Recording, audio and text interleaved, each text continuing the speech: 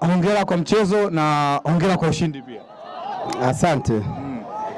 Asante na furaha sana kwa sababu mchezo wa nusu fainali nimeutabiri kwamba nitafika fainali, kwa sababu vijana wangu ni watu wako pamoja muda mrefu, ni timu ina uongozi na ina taratibu na inafahamu nini maana mpira wa miguu.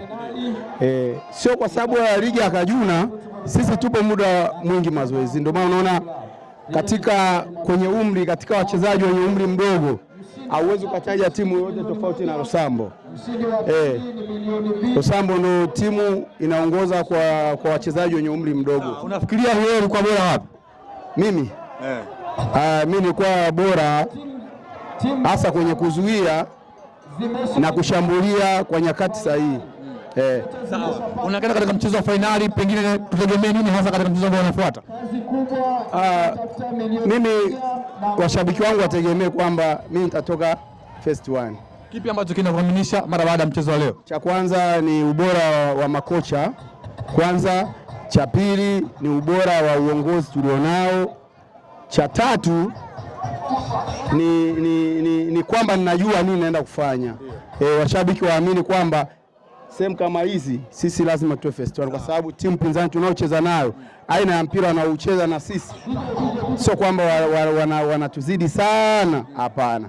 Wao wanatumia dola, sisi tunatumia maarifa na kile tulichokisoma kwa walimu wanaotushinda.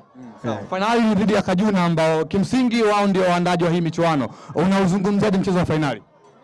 Kikubwa waboreshe na wajaribu kuangalia benchi bora la ufundi, kwa sababu wao wanakalia tu kutoa zawadi mchezaji bora, mfungaji bora, lakini wajiulize, je, hawa watu wanapatikana bila walimu? Kitu hakiwezekani. Kwa hiyo jaribu waweke hata zawadi ya benchi bora la, sio kocha, benchi bora, kwa sababu kocha amecombine na walimu ndani. Yupo kocha mkuu, kocha msaidizi, kocha huyu, kocha huyu. Kwa hiyo hicho ndio muhimu na washauri waandalizi wa ligi.